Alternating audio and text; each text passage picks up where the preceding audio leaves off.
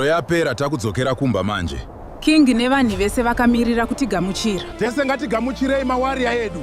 Warrior T1 na Warrior M1, the mystery warrior of our kingdom.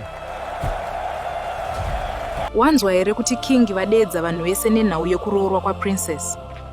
Ndiani yake iyeye akaropafadzwa acharoora princess?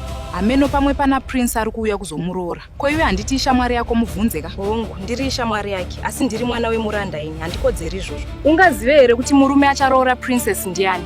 Ndokuziva seini ndichangodzoka kudai. Regai tinzwe. Vanhu vese vari muno mukingdom yangu ini King Raf. Munodedzwa kumuchato wemwana wangu, Princess Laura na Warrior T1. Pane anopokana nazo here zvandataura izvi. Kana aripo ngaauye to my chamber apire nyaya yake. For now, mese mava dismissed. The king heard the mystery warrior without knowing. How could the king offend the greatest warrior of the kingdom? Saka muchaita sei neni zvavakuroora princess? Handisi kuroora princess, ndinodai iwe. Nai Marita, wanzwa here kuti princess ari kuroorwa na Warrior T1. Siyana na T1 mwana wangu, siyana naye. Eya mai, asi ini Warrior T1 nde wangu. Ndinoroorwa naye. Regai muone, makangamwa kuti neni wauya Warrior T1. Rega ndipedze kuchera mvura ndiuye ikoko. Handiti hapana kutevera kuno nokuti King vakanzwa wauya kurwiza zvifambe zvakanaka. Marita, ndafunga kuti iwe neni tibve pano. Ndidzokere kunyika yababa vangu. Ndinotenda chose kuti King vakanditora ndiri mudhiki vakandirera. Ini handibvi pano Warrior T1, pamba pababa vangu pano. Kana zvakuomera, rega indigadzirise nyaya iyi ndega. Ndinonzi Warrior Marita ini. Ndakushedza pano nhasi, Warrior T, nenyaya yekuroora mwana wangu. Asi rumors iri kuti uri kudanana na Marita. Hongu Marita mwana wangu. Asi iwe wega, Marita namai vake ndimi munozviziva. Uye kuti Marita murwi wehondo hapana anoziva.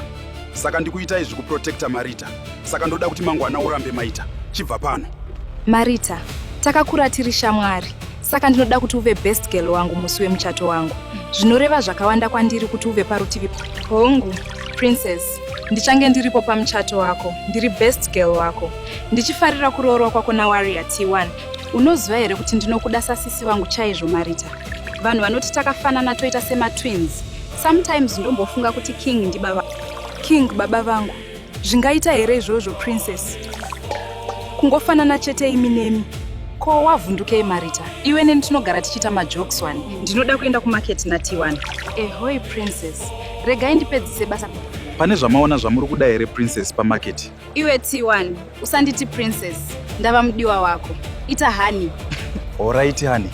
Pane chawaona chamuri kuda here? Hongu, handeitonoona mafabric ekuitisa wedding dress rangu nedress raMarita.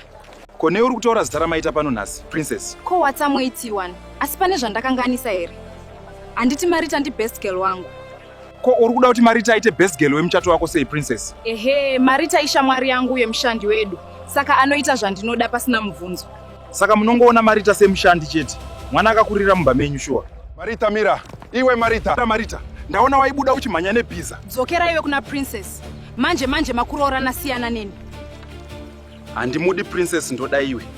King ndiwo vakati ndikurambe, nokuti vanhu vakaziva kuti uri mwana wavo unenge usiri safe. Iwewe mambo naye princess wako mesende zvenyu. Ukangoroora princess Ivha wakanganwa nezvangu. Ndaenda ini. Ndarasikirwa nezvakawanda. Marita mira, iwe Marita.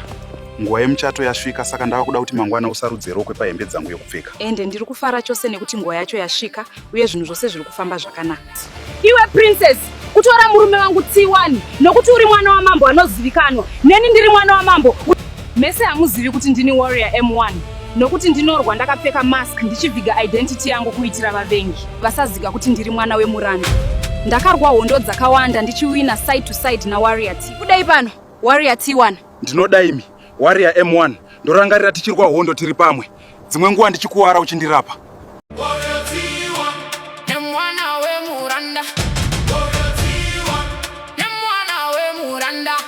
Mwana wemuranda got an eye on him. Also the princess got an eye on him. She chape say the king heard the mystery warrior without knowing. How could the king offend the greatest warrior of the kingdom? How is this going to end?